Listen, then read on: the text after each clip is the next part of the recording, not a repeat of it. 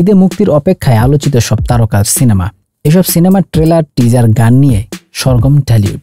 ঈদের সিনেমার বাজেট নিয়ে প্রযোজক ও পরিচালকের সঙ্গে কথা হয়েছে।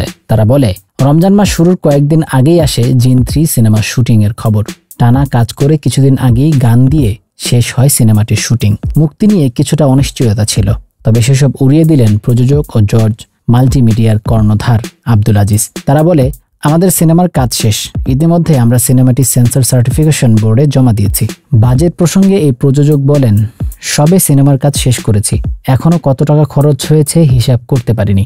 আমাদের লোকেশন ফি, আর্টিস্ট পেমেন্ট, গাড়ি ভাড়া সব মিলিয়ে এখনো খরচগুলো হাতে পাইনি। তবে একটি সূত্রে জানা যায় সিনেমার বাজেট 2 কোটি টাকারও বেশি।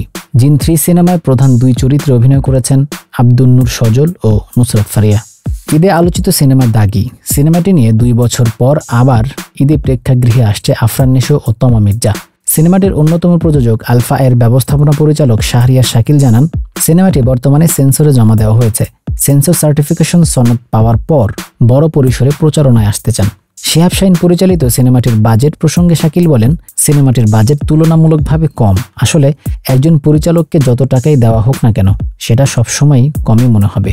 এখন আমরা সেটাও বলছি না সিনেমার বাজেট তুফান সিনেমার মতো। দাগি সিনেমাটার জন্য যতটুকু দরকার আমরা ততটুকুই খরচ করেছি। আমাদের বাজেট 4.5 কোটি টাকা। বাংলাদেশের প্রেক্ষাপটে এটা নেহাত কম বাজেট নয়, আমি বলবো অনেক বাজেট। মোশাররফ করিম অভিনীত সরকারি অনুদানের চক্কর 302 সিনেমার বাজেট নিয়ে নির্মাতা ও প্রযোজক শারাফ আহমেদ জীবন জানান, অনুদানের সিনেমার অর্থ সরকারের পক্ষ থেকে একটা সহায়তা মাত্র। তার দাবি, এই বাজেট দিয়ে বড়জোর প্রি প্রোডাকশন হয়, সিনেমা বানানো সম্ভব হয় না। তার সিনেমায় শুধু শিল্পীদের সম্মানই দিতে হয়েছে 60 লাখ টাকারও বেশি। জীবন বলেন, আমার সিনেমার শুটিং পরবর্তী সব কাজ হয়েছে দেশের বাইরে। কলা কৌশলীরা সবই অভিজ্ঞ, ভালো একটা দক্ষ টিম নিয়ে কাজ করা। আমরা তো বিজ্ঞাপনে কাজ করে অভ্যস্ত। সেই জায়গা থেকে কোনো ছাড় না দিয়ে নিজেও আরো সহপ্রযোজক নিয়ে কাজটি শেষ করেছি। শোনা যাচ্ছে আপনার সিনেমাটির বাজেট 1.5 কোটি টাকা। এমন প্রশ্ন শুনে জীবন বলেন, বাজেট আমি বলবো না, তবে এর চেয়ে অনেক বেশি। প্রযোজনা প্রতিষ্ঠান সূত্রে সিনেমাটির সঙ্গে যুক্ত একজন জানান, সিনেমার বাজেট 3 কোটি টাকারও বেশি। ঈদে এখন পর্যন্ত আলোচনায় রয়েছে শাকিব খান অভিনীত সিনেমা বরবাদ। বর্তমানে সিনেমাটি কতগুলো প্রেক্ষাগৃহে মুক্তি পাবে সেই হিসাব কষছে প্রযোজনা প্রতিষ্ঠান।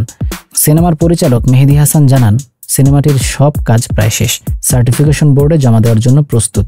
সিনেমাটির প্রযোজক শাহরিন গণমাধ্যমকে জানিয়েছেন, আমাদের সিনেমার বাজেটটি নিয়ে এক একজন এক এক রকমের কথা বলেছেন, সেটা আমরা দেখেছি। তবে এখন পর্যন্ত আমাদের সিনেমার পেছনে খরচ হয়েছে 15 কোটি টাকা। সামনে প্রমোশনের জন্য আরো খরচ তো আছেই, সেটা আরো ছাড়িয়ে যাবে।